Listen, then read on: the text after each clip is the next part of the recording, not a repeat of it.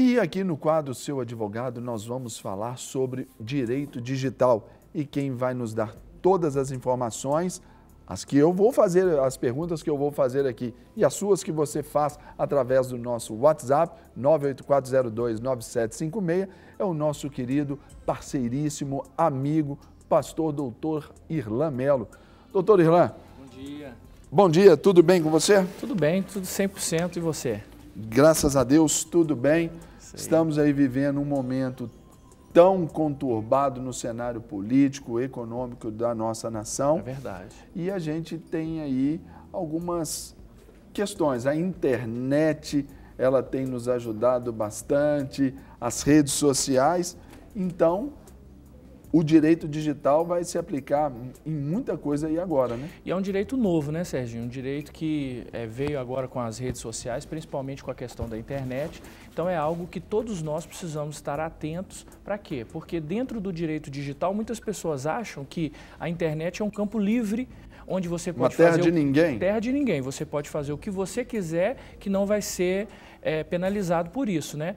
E até a título de curiosidade para os nossos telespectadores, ontem mesmo pessoas foram presas porque, utilizando-se das redes sociais, difamaram, caluniaram, praticaram racismo contra atrizes da Globo, né?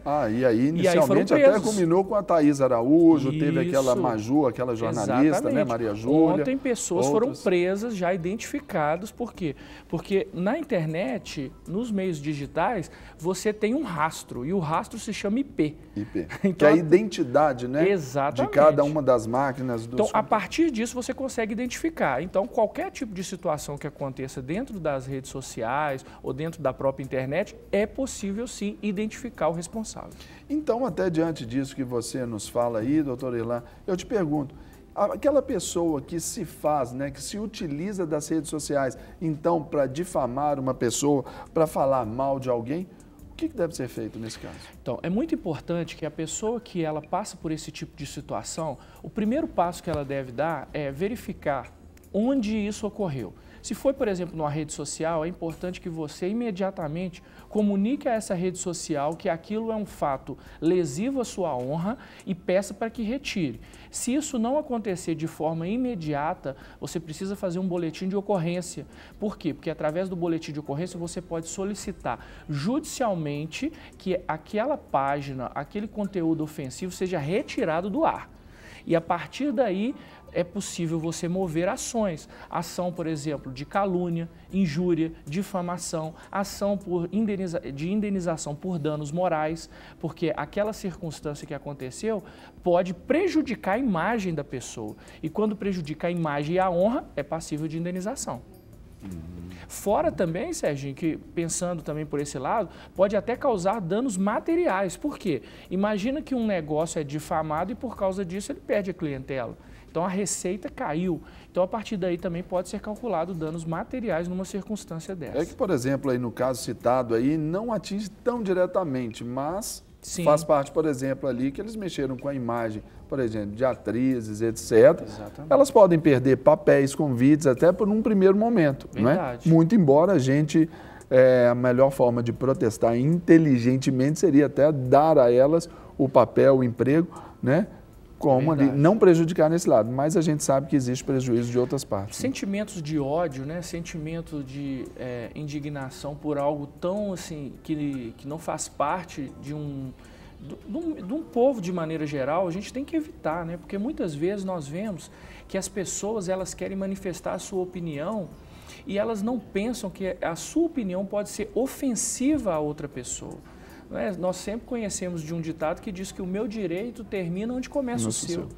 Então, a gente não pode ultrapassar esse limite, sob pena de ter que pagar com a lei.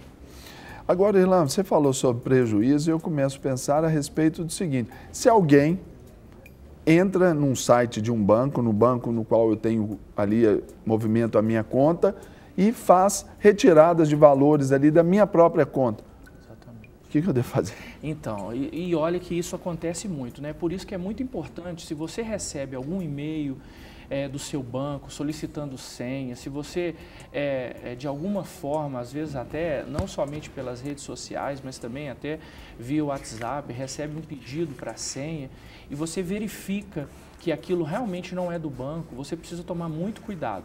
O banco é responsável. Existem súmulas do Superior Tribunal de Justiça dizendo que a responsabilidade pelo ambiente digital é do banco. Então, se por um acaso acontece o que você disse, da pessoa retirar algum valor da sua conta ou fazer uma transferência indevida, você deve acionar o banco tem que te ressarcir. Se ele não te ressarcir, é importante que você faça um boletim de ocorrência e, na sequência, ingresse com uma ação que pode ser proposta até mesmo sem advogado nos juizados especiais para receber de volta aqueles valores. Então, algo que se fazer e nós estamos resguardados juridicamente disso aí, E não é? até, Serginho, nesse tipo de situação, o dano moral ele é presumido. Ou seja, é possível também que a pessoa, além de receber de volta aquilo que ela perdeu, ela também receba uma indenização por danos morais. Por quê? Porque ela entregou o seu patrimônio para uma instituição bancária para que ela resguarde isso, mas ela não tomou os cuidados devidos. Então, a partir daí, ela tem que pagar também. Mas, Irlan, nós Sim. estávamos falando aqui há pouco sobre os comportamentos aí nas redes sociais, aquilo que é benéfico, aquilo que é maléfico, e a gente vê assim, por exemplo, temos os nossos perfis na rede social, colocamos ali nas redes sociais, colocamos as nossas fotos, de repente alguém, de má fé talvez, de má fé, né, certamente, pega uma foto, cria um perfil falso a meu respeito, o chamado fake. Isso. Então aí a gente olha isso aí, claro, em 100% das vezes é sem autorização. O que se deve fazer? Então, essa é uma pergunta muito interessante, por quê? A primeira questão é, eu estou satisfeito com isso ou não? Porque às vezes a gente pensa que qualquer tipo de fake ou página falsa ou informação falsa, ela é negativa, mas não necessariamente. Veja, por exemplo, o caso de pessoas famosas. Muitas vezes existem fakes que eles são mais curtidos ou têm mais acesso do que o da própria pessoa. Então, por exemplo, às vezes a gente tem presidente de clube que tem fake, a gente tem muitas situações onde o fake ele acaba sendo benéfico para a imagem da pessoa. Isso é uma coisa. E a pessoa até utiliza disso. Até porque nesses casos que você até citou aí, estabelece essa linha, ó. É um perfil fake ali, é divertido, exatamente. A pessoa até na biografia na rede social já coloca. Já coloca perfil extraoficial, ou então perfil de homenagem. Dedicado. Se isso não está incomodando, sem problema nenhum. Agora, se isso está incomodando, se isso tem uma questão de ofensividade, ou se isso está causando algum tipo de constrangimento, a pessoa que é vítima disso, ela precisa fazer o quê? Ela precisa solicitar aquela rede social ou aquela página na internet, o provedor, que retire do ar. Se isso não ocorrer, é muito importante fazer um boletim de ocorrência e, na sequência, ingressar com uma ação na justiça solicitando a retirada daquela página do ar. E, normalmente, não demora muito não, sabe, Serginho? As redes sociais e a internet é muito rápido, então o judiciário também atende rápido. Normalmente, em 48 horas, você já tem uma decisão e, se não cumprir, esse provedor, ele paga multas altíssimas. Nós estamos falando, por exemplo, como você disse, de perfis falsos, né? Quantas modelos já foram vítimas de perfis falsos onde elas estavam ali sendo oferecidas como garotas de programa? Em sites ali de relacionamentos, né? Exatamente, quando na verdade eles só estavam utilizando a sua imagem. E no Brasil, além de tudo, nós também temos o direito de imagem que é inviolável.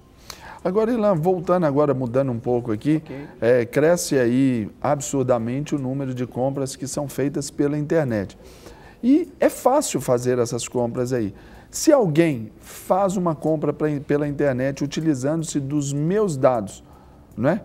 Quais são os meus direitos? E eu te pergunto também, na compra digital, eu posso me arrepender? É uma excelente pergunta, porque nós temos o artigo 49 do Código de Defesa do Consumidor, que diz que compras feitas na internet ou compras feitas pelo telefone, o consumidor tem o prazo de 7 dias para se arrepender.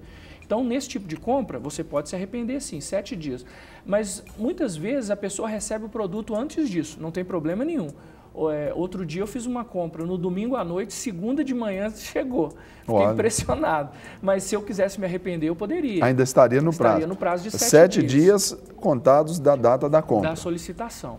Agora, se alguém utiliza indevidamente os meus dados, a primeira coisa que eu preciso fazer é o seguinte: normalmente essa compra é feita via cartão de crédito. Então, a pessoa pode ter criado um cartão de crédito no seu nome ou então roubado os seus dados de cartão de crédito e feito essa compra. Ao identificar uma compra, muitos bancos, quando você utiliza do cartão de crédito, você recebe até uma mensagem informando que naquele momento está sendo utilizado. Se você não reconhece, imediatamente ligue para o banco ou para a operadora de cartão de crédito e cancele aquela compra. Há toda uma investigação. Se realmente ficar provado que essa compra não é sua, você com certeza não vai pagar. E também, se isso gerar algum tipo de prejuízo, tanto material quanto moral, a operadora de cartão de crédito, o banco, o site onde foi feita a compra, também são responsáveis por indenizar o consumidor. Ilan, quais que são assim, os maiores perigos, assim, os crimes mais recorrentes na internet? Cita pra gente. Sim, olha, vírus, que normalmente a gente recebe através de e-mails, né? Ou então quando você utiliza, por exemplo, o pendrive em algum computador e depois você não faz a leitura daquilo e coloca no seu computador, tem a questão dos vírus.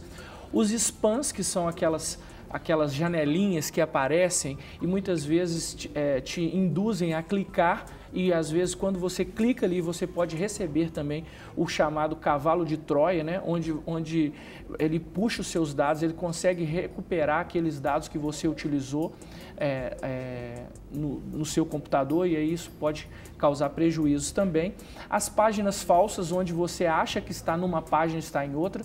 Muitas vezes as pessoas recebem e-mails da Receita Federal. E agora está no tempo, né? Porque está no período de entrega da declaração, né? Tribunal Regional Eleitoral, para que você, olha, ou de uma própria página de banco dizendo que você precisa se recadastrar, e aí a pessoa vai, utiliza aquilo e se prejudica também. Os e-mails, né, maliciosos, que às vezes as pessoas recebem, e aí você vai responder, e quando você responde, você abre a oportunidade para que a pessoa utilize dos seus dados também. E também aquelas pessoas mal intencionadas, porque às vezes, Sérgio, a gente fica preocupado achando que a situação da internet são só nas páginas, mas muitas vezes dentro de redes de relacionamento, bate-papos na internet, você verifica pessoas mal intencionadas que dizem que são uma coisa, como na verdade são outras. E aí você tem pedófilos, você tem estelionatários, você tem pessoas que estão ali para prejudicar, para te dar um golpe. Então é importante que você saiba exatamente com quem você está lidando para evitar qualquer tipo de problema no futuro. Muito certo? bom. E agora, Ilan, para a gente encerrar esse nosso papo aqui, eu gostaria de perguntar aqui, os documentos que são gerados ali através dessas transações ali digital, eles têm uma validade legal? Olha, com certeza, tudo aquilo que é possível de se provar, ele tem validade. Ou seja, se ficar, por exemplo, um e-mail que você enviou aceitando determinado negócio ou fazendo algum tipo de transação via internet, se isso ficar realmente comprovado, sim, eles têm valor legal, eles podem ser utilizados na justiça. É por isso que é importante a responsabilidade. Não achar que a internet é terra de ninguém. A internet, sim, ela veio para auxiliar, mas ela tem perigos e cada um de nós precisa estar atento a isso. Para receber todas as novidades do canal, inscreva-se e, se curtir o vídeo, clique em gostei. Aproveite para acompanhar a Rede Super nas redes sociais.